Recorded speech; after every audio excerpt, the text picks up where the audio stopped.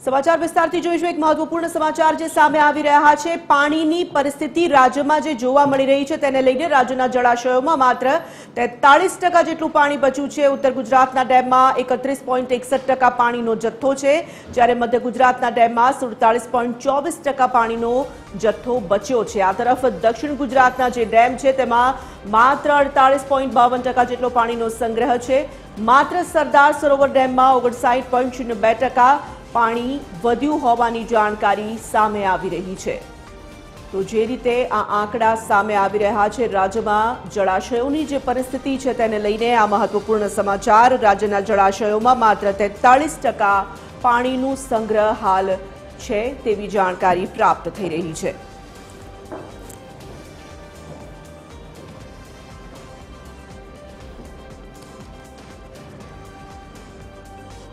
Associate editor Sonal Anadkat જોડાઈ ચૂક્યા છે। વધુ વિગતો પ્રાપ્ત કરીશું। સોનલ, જે રીતે જળાશયોની પરિસ્થિતિને લઈને જાણકારી સામે આવી રહી છે, હાલ રાજ્યના જે અનેક ડેમોના આંકડા સામે આવી રહ્યા છે, શું જણાવી રહ્યા છે આંકડા?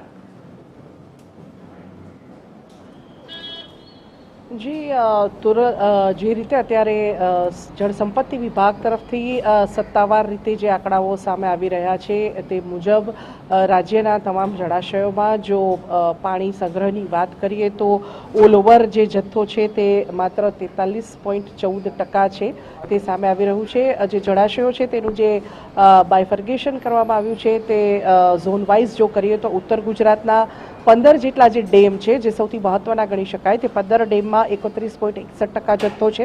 મધ્ય ગુજરાતના 17 ડેમની જો વાત કરીએ તો 47.24% જથ્થો સંગ્રહાયેલો છે। દક્ષિણ ગુજરાતના 13 ડેમમાં 48.52%, કચ્છના જે 20 મહત્વપૂર્ણ ડેમ ગણી શકાય તેમાં 31.37% જે પાણી છે તે સંગ્રહ થયેલો છે।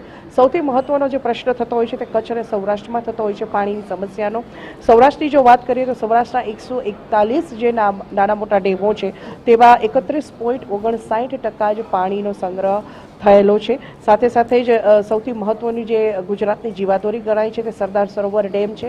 નર્મદા સ્થિત સરદાર સરોવર ડેમની જો વાત કરીએ તો તેની કેપેસિટીના પ્રમાણમાં હાલ તેમાં 59.02% જ પાણી સંગ્રહાયેલું છે। આ તમામ જે પાણી છે, તમામ જે કેપેસિટી છે તેની જો વાત કરીએ તો સરદાર સરોવર ડેમને જો બાદ કરીએ તો માત્ર જે તમામ ઝોનના ડેમની જે મેં આપને હમણાં સંખ્યા અને ટકાવારી જણાવી તે જો જોવા જઈએ તો ઓલ ઓવર જે સરેરાશ સામે આવે છે તે માત્ર ટોટલ 206 ડેમ રાજ્યના નાના મોટા થઈ અને 43.14% જ પાણી હાલ રાજ્યના જળાશયોમાં જોવા મળી રહ્યું છે। સરદાર સરોવર ડેમની કેપેસિટીને જો તેમાં ઉમેરીએ તો 207 ડેમ થાય અને તેની સાથે 49% જેટલું પાણી જે છે તે હાલ સંગ્રહિત છે રાજ્યના જળાશયોમાં તેવું કહી શકાય। આવા સંજોગોમાં તોરલ જો વરસાદ લંબાય છે કે વરસાદ ખેંચાય છે, વરસાદ ઓછો પડે છે તો ચોક્કસપણે એવું કહી શકાય કે જે પાણીની તંગી છે તે સર્જાઈ શકે છે। પણ સાથે સાથે જ મહત્વપૂર્ણ છે કે ગયા વર્ષના જે આંકડાઓ છે 19 તારીખ સુધીના હાલ મેં જે આપણે આંકડાઓ જણાવ્યા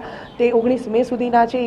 એકંદરે જોવા જઈએ તો 31/5 સુધીની સ્થિતિ એ ગણી શકાય, પણ 31/5ની સ્થિતિએ ગત વર્ષની જો વાત કરીએ તો જે કમ્પેરિઝન સામે આવી છે તે 42% ગત વર્ષે પણ મે મહિનામાં આ પાણી હતું 31/5ની સ્થિતિએ। એટલે આ પ્રકારે જે હાલ આંકડાઓ સામે આવી રહ્યા છે તે ચોક્કસપણે એવું લાગી રહ્યું છે કે આવનારા દિવસોમાં જો વરસાદ નહીં થાય કે વરસાદ પાછો ખેંચાશે તો ચોક્કસપણે રાજ્યમાં જે જળ સંકટ છે તે ઊભું થઈ શકે છે। પણ જળસંપત્તિ વિભાગ તરફથી અને ખાસ કરીને સત્તાવાર સૂત્રો તરફથી જે માહિતી સામે આવી રહી છે તે મુજબ સરકાર હાલ એવા પૂરા પ્રયત્નો કરી રહી છે કે જે પાણી છે તે રિઝર્વ રાખી અને જથ્થો જે છે તે છોડવામાં આવે। ખાસ કરીને સિંચાઈના પાણી અને ઇન્ડસ્ટ્રીયલ પાણી જે છે તે ખેડૂતો તરફથી હાલ માગણી વધી રહી છે અને ઉદ્યોગો તરફથી પણ માગણી વધી રહી છે, પણ પાણી રિઝર્વ રાખી અને લોકોને પીવાનું પાણી પૂરું પાડવામાં આવે તે જે પ્રયાસો છે તે સરકાર તરફથી થઈ રહ્યા છે।